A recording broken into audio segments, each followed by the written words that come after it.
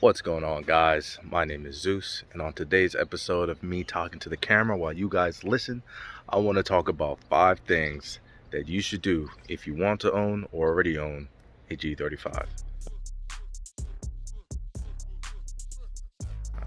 Okay guys, so the first thing I want to get into is the seats for the G35. Whether it's a sedan or a coupe, the seats are notorious for getting tears. I know the black seats are very rare to come by, and if you ever get a pair used, they're probably going to have those notorious cracks on the entry point of the seat or in the middle. These are very old cars, so it's very common to find the leather in the seats damaged or worn out. Also, another reason that you want to invest in some new seats for the G35 is the seat motors. The seat motors go out very often. It's super common. On my G35, it's the forward and back controls. Everything else works. The seat warmer, up and down, the angle, all of that stuff, except for sliding the car seat forward and back. Adjusting the seat hasn't been a problem for me, just because there is a trick that you can do. You can take an extension or a screwdriver and put it on the motor, tap it with a hammer, and make adjustments until you get it exactly where you need it to be. But that's a temporary fix for a big problem if you're not the only one driving your car.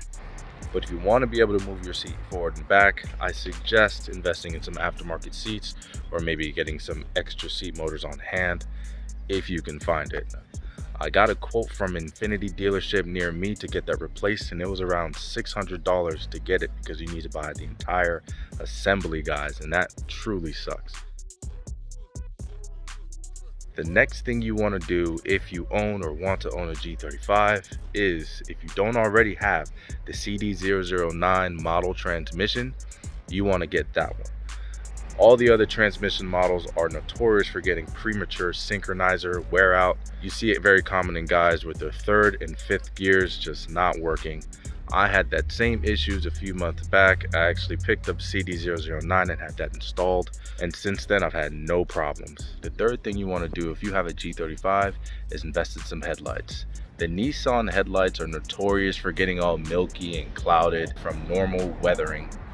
I picked up the Spec D sequential headlights. They're an awesome set of headlights. I think everyone's looking for them. But that is definitely a must-have if you want or have a G35 already. The fourth thing that you're going to want to invest in if you have an Infiniti G35 or any VQ engine for that matter, DE series. I'm not sure how the HRs do, but if you have a DE series VQ motor with a rev up, you are likely going to run into the notorious oil consumption problem. My VQ, I haven't noticed any serious oil consumption issues. I've been fortunate enough for that, but I'm sure it happens. So I don't personally have a catch can, but I know so many guys who run into those issues. Anytime they go out for a cruise, they have to stop at O'Reilly's or AutoZone to pick up a quart before they go anywhere, because they don't want to run out of oil on the way. But definitely, these motors are notorious for oil consumption. So if you want or have an Infiniti G35, a 350Z or whatever, you're going to want to pick up an oil catch can.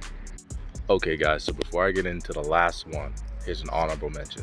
Wheels, tires, suspension, and tint is all you really need to do to change your car from an average looking car to a personalized car just for you.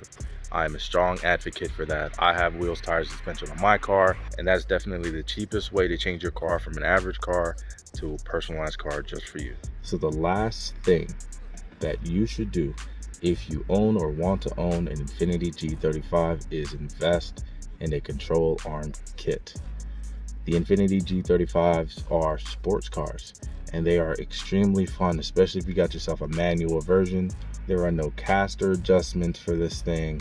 The front camber adjustments are extremely limited in what you can do, and it never hurts to do upgrades in the rear. So a few months ago, I picked up the Z1 Motorsports control arm kit, and since then I've been able to fine tune my suspension setup to exactly where I want it. So I highly recommend that to you guys. That's gonna do it for today's video. If you liked it, make sure you hit the like button down below. If you want to see some more content from me and my car Carmen, make sure you hit subscribe and hit the notification bell so you know whenever I drop a video.